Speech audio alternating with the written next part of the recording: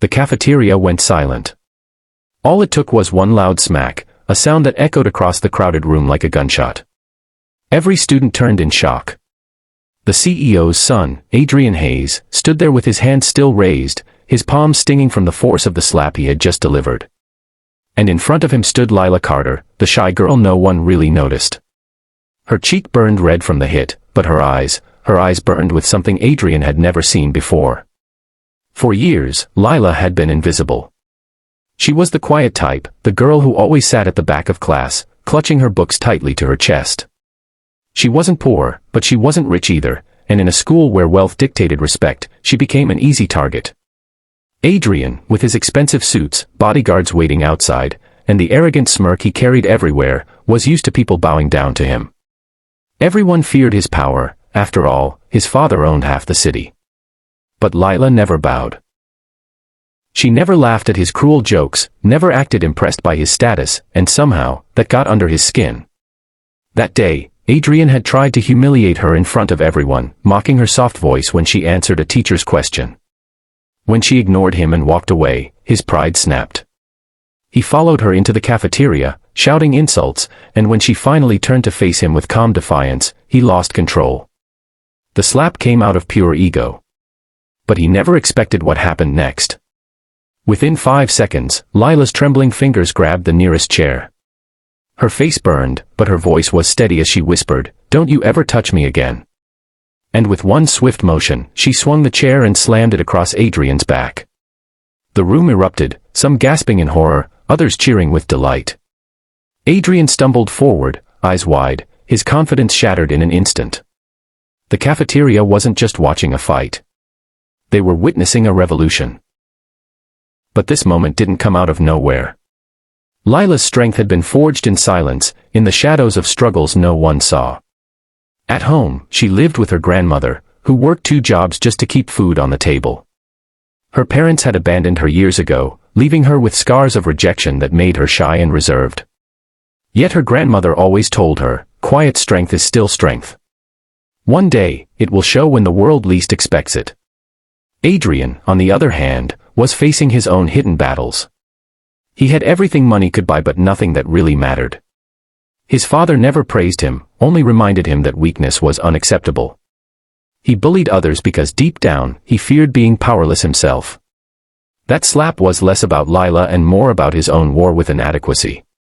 The school administration rushed in. Lila was dragged to the principal's office, while Adrian called his father in fury, threatening lawsuits. Everyone expected the powerful CEO to crush Lila's life with a phone call. But so.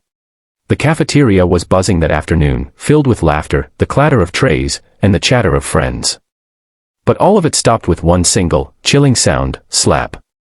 The noise cut through the room like a whip, and suddenly the world froze.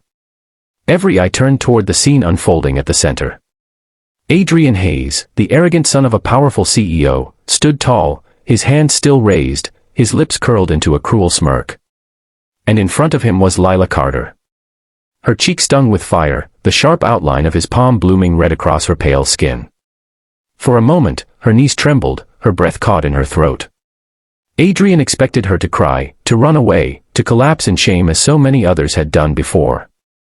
After all, that's what bullies like him thrived on, fear and silence. But Lila didn't cry. She didn't run. In the 5 seconds that followed, her entire life seemed to flash before her eyes. The lonely nights, the whispers behind her back, the cruel laughter that had followed her through hallways since freshman year. She remembered clutching her grandmother's hand as a child, hearing her say, "Strength doesn't always shout. Sometimes, it whispers until the day it roars." And then, Lila roared. Her trembling hand tightened around the leg of a nearby chair. With a sudden burst of courage, she swung it upward and slammed it across Adrian's back. The loud crack of wood-meeting flesh echoed louder than the slap that had started it all.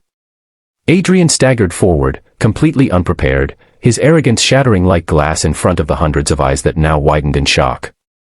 The cafeteria erupted. Some students gasped in horror, others cheered like it was the greatest victory they had ever witnessed. And for the first time in years, Adrian Hayes, the boy who thought the world bent to his will, was the one humiliated. But this wasn't just about one chair, one slap, or one moment. This was the breaking point of years of silent suffering. Lila had always been the quiet girl.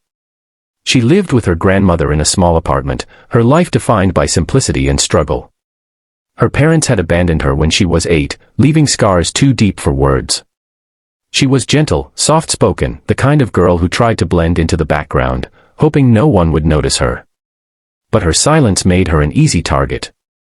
Adrian noticed her, not because he admired her, but because her refusal to laugh at his jokes or bow to his wealth bruised his ego.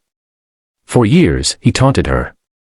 He spread rumors, pushed her books to the ground, made her life miserable. To him, she was just another weak spot to exploit, a reminder that his power only mattered if people feared him. That day, when he slapped her, it was supposed to be the final straw, the ultimate humiliation. But instead, it became the day Adrian's reign of fear began to crumble. The aftermath was brutal. Teachers rushed in. Security separated them. Lila was dragged to the principal's office, accused of